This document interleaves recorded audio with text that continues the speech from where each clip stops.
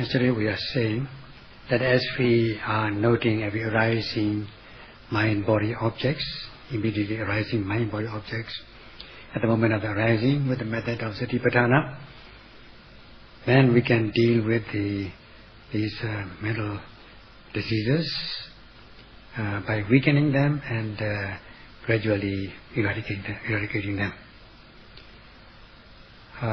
These defilements such as greed or craving will not have a chance to arise if you are mindful. They will be weakened and gradually they will be eradicated. So if you are not mindful, then your mind will be reactive. Untrained mind, as we say, untrained mind is very reactive. When there is a desirable object, there will be strong desire, lobha will arise in degrees, first in a small way and then in a large extent, to the extent of going out of control into transgressive actions by body and speech. Same thing with the undesirable objects, the disagreeable objects. There will be dissatisfaction, disappointment from in a small way to rising in degree in a large way and leading to transgressive actions by body and speech. If you do not know the truth, you know wrongly, and you are shrouded in darkness, hindered by ignorance, then there will be distorted views, not knowing the truth, knowing in the wrong way. And because you are mindful at the moment of rising, you know the realities as they are, as much as you are mindful, such as the existence of mind and body. If you are not aware, then you will be distorted. You will hold distorted views, perverted views. Now you know the truth, therefore there will be no distorted views, perverted views. And there will be no madness by indulging in these defilements such as greed, hatred and delusion, because they are weakened. And because you are strong enough, you are able to gain the upper hand of these undermining impurities. So then as the mind is cultivated, developed, then so will be the mind-produced materiality, namely especially the blood which circulates through our body, which this will become pure and efficient, of high quality, so that there will be health. You become healthy. When at last you are able to cultivate knowledge, then your materiality, the body, will become very pure and clear, free of impurities, and blood circulation also will become very pure. You become healthy. Not to mention ordinary organic diseases. And moreover, there will be because you are prudent enough with the practice of Satipatthana, you will not take these intoxicants. You will not become mad with intoxicants. Nor will there be any frenzy as a result of these unseen beings such as demons and devils. In rare cases, of course, one is said to be possessed by demons and devils, and these possessions can be like a trance-like work of good or bad spirit, maybe, or a benign dead relative. Such activities manifest the decline of rationality. Now we are practicing to be rational, so such activities like being possession by devils, bad spirits, good spirits, manifest the decline of rationality. There will be widespread flight from the rationale. And then you will be possessed like this, and then only when, of course, the surest way, you only be sure, you become sure of freedom from such madness is when you realize the path consciousness become the noble one. Then you'll be free of madness, especially madness as a result of kilesas, indulging in defilements. And there may be only trivial annoyances, but nothing serious. And we have also discussed how to uproot. The method of uprooting is spiritual mental diseases like madness. In brief, with the illustration of four postural changes, like sitting from standing position, or from standing from sitting position, or walking and standing. All these things are major postural changes. When you'll be able to know the nama, rupa, mind and body, for those who are very carefully noting. And when should such things be noted? They should be noted at the moment of arising, at the moment of sitting, at the moment of standing, walking, and sitting, and so on. First of all, we just note and know the materiality, rupa, in the main, because that's more obvious. Later, when we are free of hindrances, disturbances, then we will not just the materiality, the body, we also come to know how the mentality, how mentality arises together with materiality. Because when you are sitting, for instance, first there will be intention to sit, followed by the sitting process. There will be the intention in stages, followed by the successive sitting, which is the materiality. They occur in pairs, and that will be discovered by respectful, careful yogis. These experiences, findings are not from hearsay or from thoughts or imagination or from books or teachers. They are directly experienced, atapachaka, direct knowledge, or paramattha, the ultimate realities. It's quite obvious. Also, in the case of walking, when you are lifting, moving and placing, you're bound to observe the mind and body in pairs, such as the intention to lift, followed by the actual lifting process. And when you're moving, the intention to move and the actual moving process. And placing also, intention to place and the placing process. In this way, the mind and body will become obvious. Now, if you want to know this, note and know, if you want to observe mind and body, then you note at the very moment, at the moment of arising.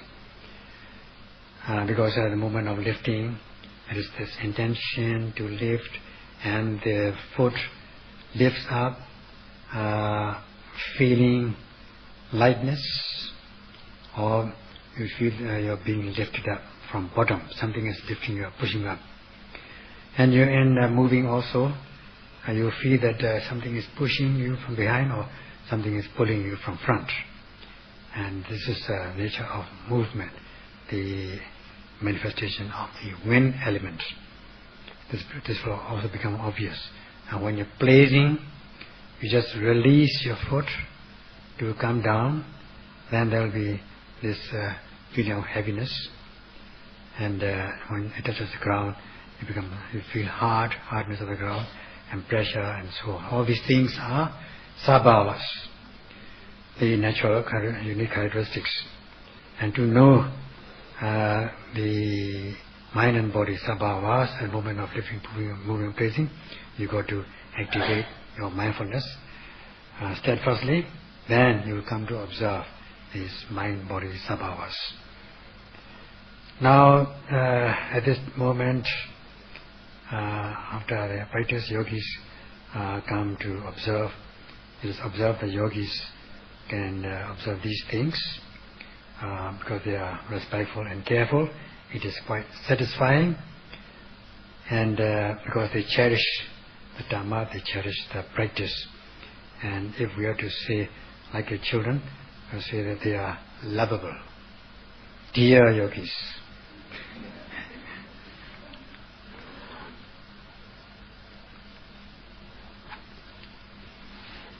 Every time you are changing these postures from sitting, standing to sitting, or walking, such as lifting, moving and placing and so on, there can arise in the body these feelings, sensations. In the beginning, these good and bad feelings are more obvious than neutral feeling, such as this hardness, harshness, which are the elements, manifestation of earth element, Prithvi. Then heat, or you feel heat or cold or warmth, manifestation of the element of temperature, and then the excessive stiffness, tension, movement, are the manifestations of the element of the wind, Vayu Dhatu. So in the body, in all these four postures, every time you change, there's bound to be such feelings. And whenever you feel this external object comes into contact or strikes the base element, in this case kaya, pasada, body sensitivity, sensitive parts of the body, you are bound to suffer, you are bound to feel painful, kayika, dukkha, vedana, physical pain, physical suffering. Sometimes you feel like pin pricks, these things, because they are like pins piercing your, coming into contact with your body sensitivity or sensitive parts of the body, kaya, pasara. And when there's excessive heat, the weather is hot or the weather is cold, then also you will feel this unbearable or bad feeling, unpleasant feeling, dukkha vedana, when there is excessive heat or cold. And then also sometimes you feel stiffness in the body, excessive stiffness so that you cannot bear it. That again is a painful sensation. Or sometimes you feel tired when you're walking too much. That also tiredness also is dukkha vedana, painful sensation. All these things, the manifestations of earth element, temperature element, wind element, Prithvi, Tejo, Vayu will become very evident because sometimes they become unbearable. The such dukkha vedana are the sabhava, knowing the sabhava lakkhana, the natural characteristic, as being unbearable. Pain, feeling of pain, feeling of suffering. And then the yogis will come to know the nature of this physical pain, painful sensation as being unbearable. And when you go on feeling it, for example, while you're sitting for a long time, you feel very tired, very painful in the lower part of the body. You feel very much wearied and exhausted, sometimes to the extent of becoming depressed, disheartened. When will that end? That sort of thing. There's such feeling, such knowing, such characteristic is knowing the function of this sensation, in this case unbearable, painful sensation. Then in the mind there will be mental distress due to this physical pain. You feel as though you are oppressed, tortured when you are, especially when you are going in the sun barehead, not wearing any umbrella or using an umbrella. You feel very like you being tortured. That is the manifestation of this painful sensation. So yogis will come to observe these qualities, such as the natural characteristic of painful sensation, of its function and its manifestation, such as the contemplation of feeling. In this case, noting this kayika dukkha, bodily pain, and this amounts to vedana nupassana satipatthana, the practice of contemplation of feelings. So when you are feeling physically in the body unbearable sensation, that is materiality, and the feeling that comes out of it is mentality. All this, and the noting mind, noting and knowing mind, again is a mentality. So in this case, you come to observe this materiality, mentality in pairs for those who note very carefully. As much as there are bad feelings, bad sensations and unpleasant sensations in the body, there can also arise good, pleasant sensations such as softness, gentleness, like though you are sitting on a cotton. All these are the manifestations of the earth element, particularly dhatu. Suppose when the weather is hot and there's a little breeze coming into you, touching, rubbing your body, you feel very good. You feel cool. That's good feeling. And when you feel very cold, at night or in the morning, you have warm clothes on or warm air coming in, getting in touch with that. Or when you're sitting in a good sitting, you have you're balanced. You're said to be balanced in terms of heat and cold. There's neither too hot nor cold, just warm feeling, good feeling, almost neutral, neither too hot nor cold, and the levitation and feeling lightness. And without the stiffness of attention, there can be the softness, pliability of the body, feeling restful. There are such things as good feeling. And when you're still, quiet, sometimes quietness, you enjoy this quietness. When you're moving too much, then you don't feel good.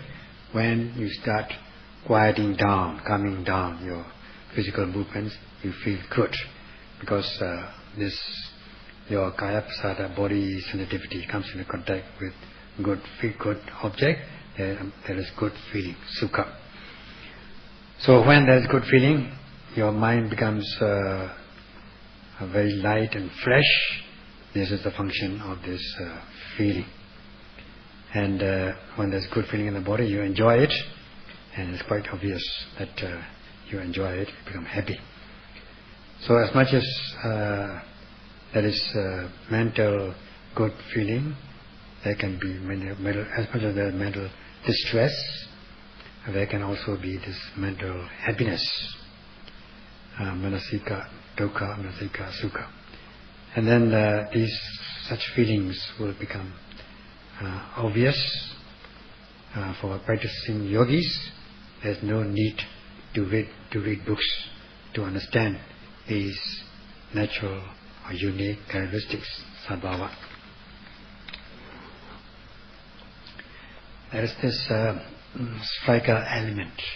There are 6 striker elements, striking the 6 base elements, giving rise to or causing 6 ignitions in the form of ignition elements in the form of consciousness, 6 kinds of consciousness, 6 kinds of phassa, contact, and 6 kinds of feeling. Let us say when you are hearing, if you notice the moment of hearing, there are these first sound waves, which are the striker elements. And sound can be both internal and external. There can be internal sound in the body, like from the abdomen, rising and falling. It can make sound when you're coughing and so on, or grinding your teeth. So these internal sound, external sound waves are these striker elements which strike the base element, in this case the ear sensitivity, the sensitive part of the ear. And this giving rise to the ignition element in the form of hearing consciousness, hearing contact and feeling contact of the base element or the ignition element. And they don't make contact in the air. They make contact in the ear, or at the ear sensitivity, or in the sensitive part of the ear. And that is called phassa, contact. And then there will arise, this will give rise to good feeling, good or bad. So all these will be observed if you know carefully. You don't have to read books to know these things. So as regards these three kinds of elements, base element, striker element, ignition element, there is no such thing as a living entity, atta, self or soul. Excuse me. Neither is there self or soul in the base element, nor in the striker element, nor ignition element. In the ignition element, just the consciousness, that's all, and there's no self or soul in it. There's only contact or feeling and so on, nothing else. Just sabhavas, these characteristics, and there's no living, devoid or living entity. And if you want to know, observe them, just note at the moment of hearing. At the very moment of hearing, you will come to observe these mind and body in pairs, such as the striker element, in this case the sound, which is materiality, and the base element, in this case the ear sensitivity, which is a materiality, rupa, and then this ignition element, consciousness, contact and feeling, which is a mentality, nama. And this is how you observe. Either you are hearing automatically from internally, from the body, internally, or from outside, sound. You hear something, and then your mind's, your hearing, and that you come to observe in this way. And then you hear only when your ear is in good condition. You are sensitive to hearing. If you are not sensitive, suppose you are deaf, a little deaf or much deaf, then you won't hear anything. So also that's why hearing, this consciousness depends on the condition of your ear, base element. And the ignition element becomes very obvious. It is hearing consciousness, contact and feeling, good, bad or neutral. So this ignition element did not exist initially, or does not exist initially. It comes into existence only when the striker element strikes the base element. In other words, the sound waves hit or strikes the ear base, the eardrum. Hence we see that it is conditioned. It is a conditioned phenomena. It is subject to cause and effect linkage or process. Just like in the case of striking your match with a matchbox. You have your matchstick, you have the matchbox with some nitrate or phosphorus, something like that, something which can ignite. Then initially this light ignition does not exist. Only when you strike the stick on the box will there be any the ignition. So that's why it is subject to cause. It is due to certain cause. Hence it is conditioned. And there's no such thing as some omnipotent being, unseen being, which causes hearing. Hearing is caused by the base element, striking the striker element, giving rise to ignition element. And there's only this cause and effect linkage and nothing else.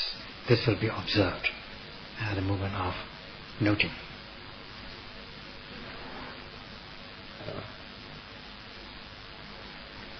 So as you are mindful at the moment of hearing, you come to observe these three elements, striker element, ignition element and base element and the ignition element. So too in the case of here other sense impressions such as seeing, tasting, touching and so on, there will be this respective elements, base element, striker element and ignition element, without any atta, self or soul or living entity in it. Instead there is only just sabhava, the natural unique characteristics, just the mind and body in pairs. So noting at the moment of its arising, you come to know this psychophysical phenomena. And as you, with the practice of this method, if you are not mindful, then you will hold on to the view of the existence of living entity as individual self or soul, and this will not, you will not be free of that.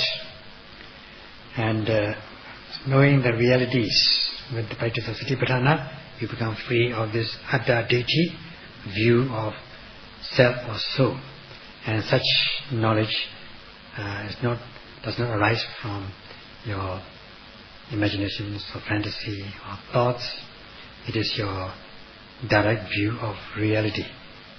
As the saying goes, if you say from just hearsay or from imaginations, from thinking, without any experiential knowledge, then it will not be sincere reporting. Whereas if you report or present your findings from actual experience with the practice of noting, with the practice of mindfulness, you will come to know, you will be knowing the truth, and your reporting will be sincere and correct. Now for the yogis, during the first few weeks, 1 or 2 weeks, these things that we just discussed have not been given in advance. So the question may be posed, why don't the teachers give such answers in the beginning? Why give us, why not give these answers, the results of the practice? Now if the results are not given, because if the results are given, say the yogis are told that you will find these such and such observations, you will come to realize such observations. If you note so and so, you will find so and so, then you are given answers. So why practice? You are already getting the answers. You are practicing in order to find the answer by yourself. So if you are given these answers, if you note rising, you will find this, so. If you note falling, you will find this, and then you will cultivate this kind of knowledge and all that sort of thing, then what will happen? The yogis will follow suit. They follow the lead, and then they will report accordingly to their teachers. The teachers will, oh, yogi is so quick, so quick. They cultivate knowledge so quick. They gain insight. That sort of thing. So unless they might follow lead, these answers were not given. They are the answers which are the knowledge of the realities, real knowledge, not the conceptual knowledge. If you are given these answers, you will be reporting from concepts, not the realities. So there's a difference between concept and the realities. So that you won't report from concepts, these answers are not given in advance. So the teachers only give the methods of observation, method of practice, how to find, how to look for it, not what to find, how to look for it. Like in your research work, in your research work, you have no answer as yet.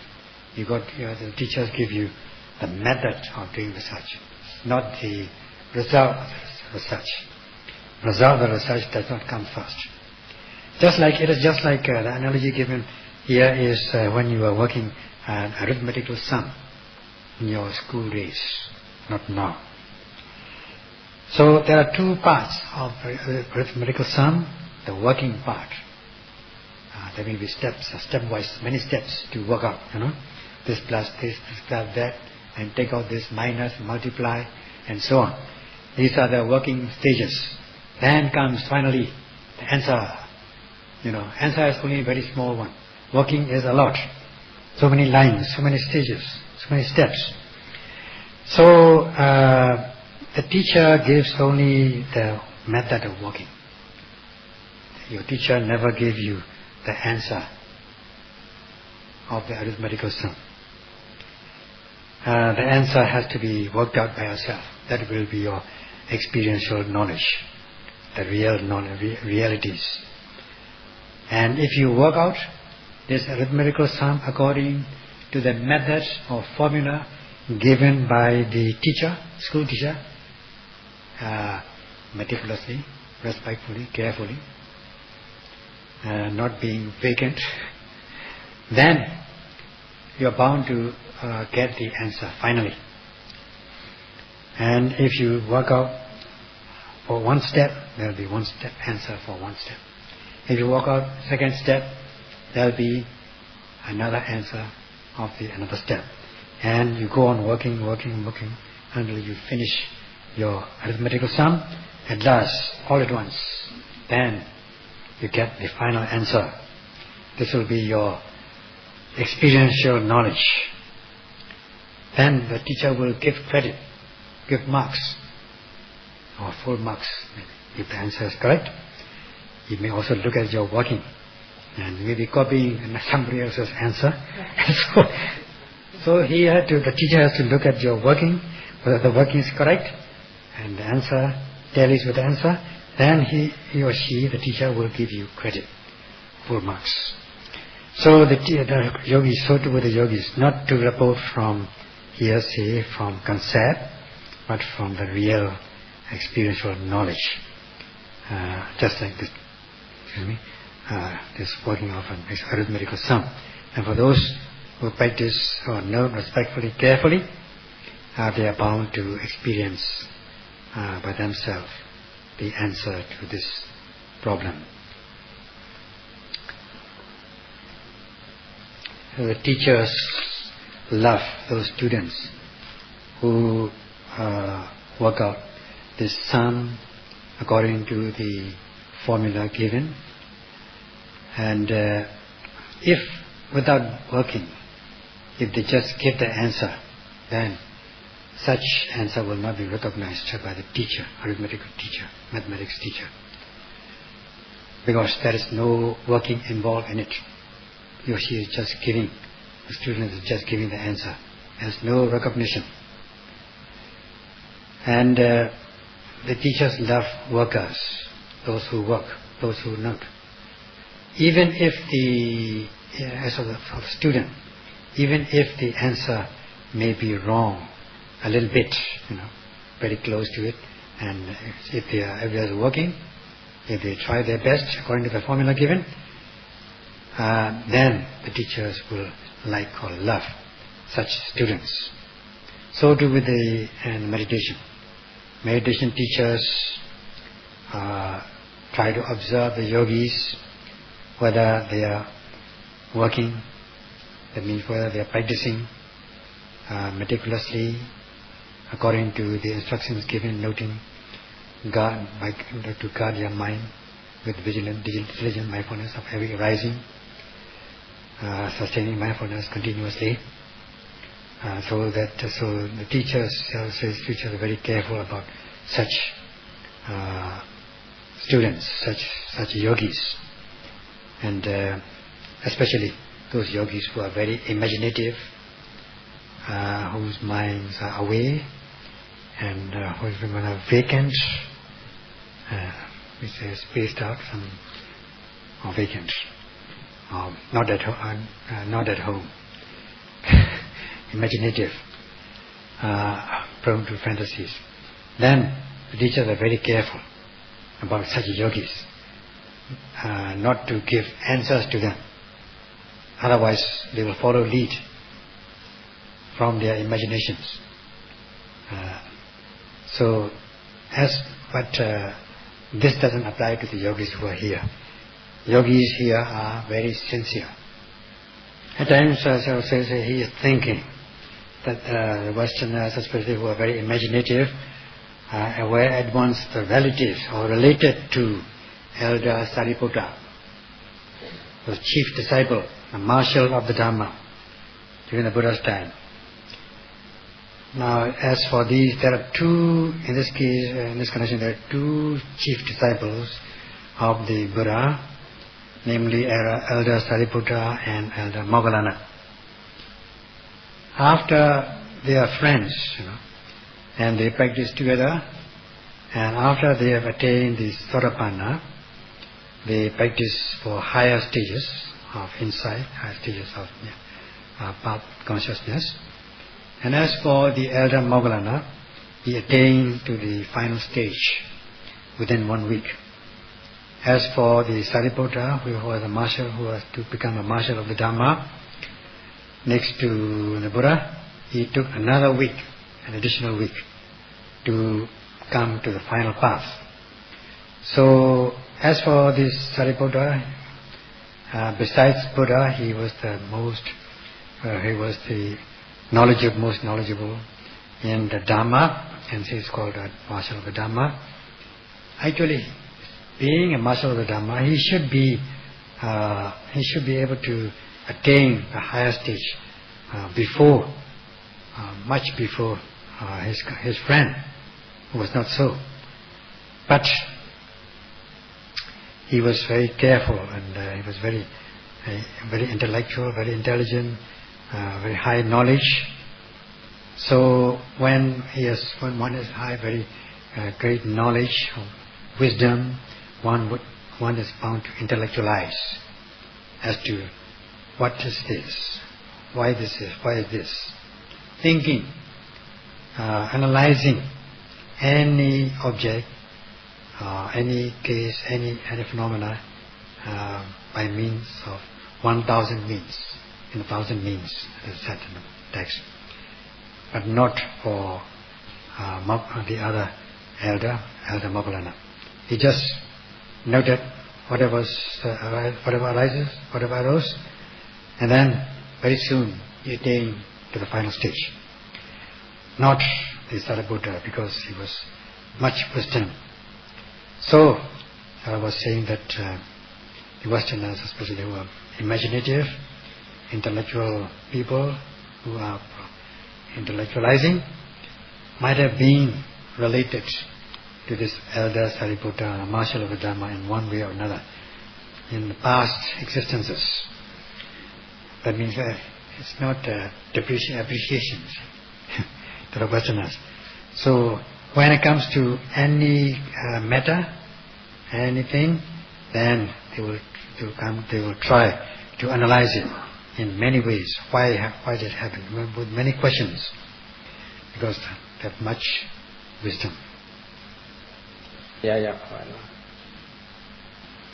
But as for this intellectualization or reasoning out, the method of reasoning is different. As for the Elder Sariputta, the marshal of the Dhamma, he practiced the Satipatthana, and he was able to cut through to knowledge in a very clear-cut manner. That is experiential knowledge, Peccaka Jnana, direct knowledge. He gains knowledge first, and above that, based on that, he intellectualizes it, not based on nothing, not just without any base. And based on this Peccaka Jnana, direct knowledge, he tried to analyze or intellectualize in a method of inference or logical method. So first of all, he had to gain this experiential knowledge. Based on that, with the foundation first grounded in this experiential knowledge, and based on that, he intellectualized, he analyzed. Not the way most people analyze in these days. In these days, they probably base their intellectualization on conceptual knowledge, not the real knowledge. That's why the yogis are exhorted, if they continue the practice elsewhere or here, not to follow the method of the Elder Sariputta to intellectualize, to reason out, but to follow the method of Elder Moggallana, so that you will have a quick attainment, fast attainment, and based on the sure experience you may, if you want, you may or may not analyze it. Then only you gain insight very quickly. Now to just put it down in practice, to illustrate this reasoning out or intellectualization, let us say when you are going to sit, at that moment when you notice sitting, then there is this intention in stages followed by the actual sitting process, which is the materiality. In this way you become aware of this mind and body through your own personal experience clearly. Such is known as Attapachaka, direct experience, direct knowledge. You note it and you know it as this is correct. Excuse me. You note it and you see it and you report as such what you observe, what are your own personal observation, which is correct, which is true. As much as this mind and body occurs in you when you are sitting, such as the intention to sit and the sitting process, there will occur also in others. This Namarupa mind body, intention to sit and sitting process at the moment of sitting in others, such is inferential knowledge. You are just drawing a deduction that this will all as much as it happens to me, it will happen in others. So this such inferential intellectualizing reasoning out can happen, but if it's too much, that's not good. Not going to be very good. So such is inferential knowledge, such is intellectualization, and but you may intellectualize on this based on your real experience, but not to intellectualize on nothing. That will be just waste of time for you and others. Besides this noting and to know the mind and body, or the knowledge of the discernment of mind and body, if one is not continuing to practice, then one will not come to know the reason of this arising, of this mind and body arising. You will know what arises, or maybe to a certain extent how it arises, but not yet why it arises. And why does this mind and body arise? Are they causeless? Even if you think they are due to cause, you may not be aware of the linkage of the relevancy, linkage or relevancy of cause and effect linkage. That is, relevant cause giving rise to relevant effect. If you not continue to activate mindfulness, practice mindfulness, and if you stop at this stage, you will not become aware of this cause effect linkage or conditionality, and you may think that these mind body are causeless, or from hearsay or from the thoughts with blind faith you may hold the view of the cause, that they are due to cause, but this cause is this is caused by some omnipotent being. So taking what is not cause as cause, this is called fictitious cause view. So not knowing the conditionality of the mind and body, although you now know the mind and body, as we have discussed previously, but you will not understand the relevancy of cause and effect. So in order to be clear of the conditionality and the relevancy of conditionality, you've got to continue to practice mindfulness. After you have come to the knowledge of mind and body, that is, this is the mind, this is the body, this is the noted mind, this is the noted object, this is the intention, this is the sitting, standing, whatever, then you continue to be mindful. You come to see the cause and effect process, that this cause gives rise to this effect, not other effect, not other cause. And there's nothing extra, so that you become clear of doubts. And if you don't continue to practice, you will not be aware of this relevancy of cause and effect.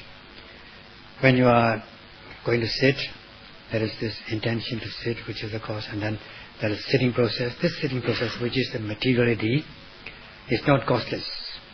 The cause lies in the intention. Intention is the cause. And the actual sitting materiality is the effect. If there is no intention, there will be no sitting process.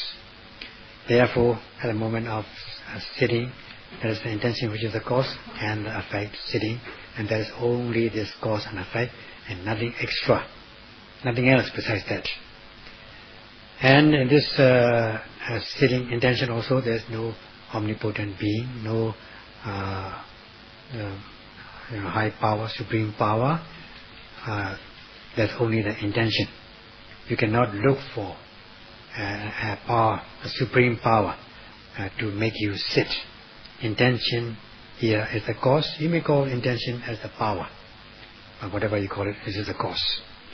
So at the moment of sitting, there is this only cause and effect, and nothing extra that will be observed at the moment of sitting, and then this cause effect also will be with relevancy of cause and effect. That is, only this cause gives rise to this effect, not other effect. So you become clear of doubt about the cause and effect. That is one step of insight knowledge. Previously, you have clear awareness. Now you are clear of doubts. You have no doubts in you. And we shall continue this subject tomorrow.